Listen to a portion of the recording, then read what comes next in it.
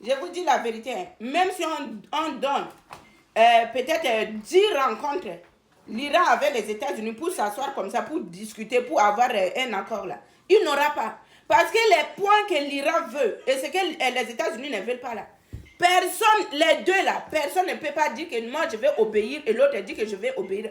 Il n'aura pas. Les Iraniens veulent continuer à enrichir les Iraniens, à développer leurs armes nucléaires. Les États-Unis sont contre. Le détroit d'Ormuz la pose problème. Les États-Unis veulent faire la force. Dans ce cas-là, vous pensez que même si c'est 10 rencontres, quelle solution aura là-bas? Il n'aura pas. Il n'aura même pas. Ça, c'est du foutaise, quoi. Même les rencontres, ils sont partis là. Ça servait à rien.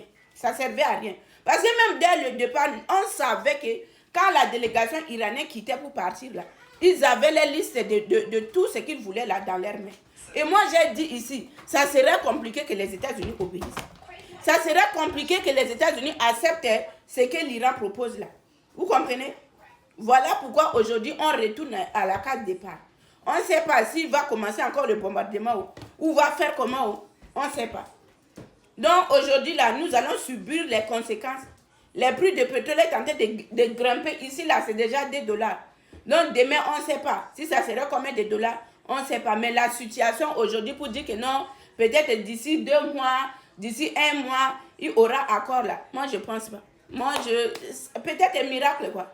Parce que je ne vois pas l'Iran dire que, ok, moi j'accepte, je ne vais plus produire l'arme nucléaire là. Moi, je ne vois pas. Et je ne vois pas les États-Unis dire, hein, on te donne l'occasion, tu peux continuer à enrichir ton uranium là. Moi, je ne vois pas.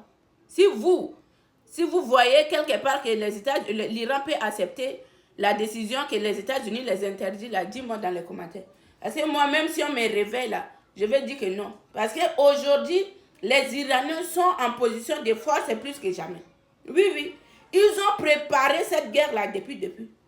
Donc, personne ne peut pas dire que non, je vais obéir à ton nom, frère. Je vais obéir à ce que tu me dis là. C'est comme si tu dictes la personne. Et quand vous voyez celui qui communique, le porte-parole de quoi? Gardien de révolution iranienne, là. Quand il prend la parole, là, vous voyez, il y a quelque chose de peur là-bas. Il y a quelque chose de dire que non, je vais céder. Il n'y en a pas. Il n'y en a pas, ça serait très très compliqué pour nous. Ça serait compliqué, cette guerre-là. C'est Dieu seul qui sait à quel moment cette guerre-là va prendre fin. Sinon pas, ça serait compliqué. Et Israël aussi que vous voyez là, moi je vous ai toujours dit, même si les États-Unis n'interviennent pas, Israël va faire quelque chose à la place des États-Unis. C'est comme ça. C'est comme ça. Voilà pourquoi ils disent que non, leurs accords là, les faits là, ça inclut pas Israël.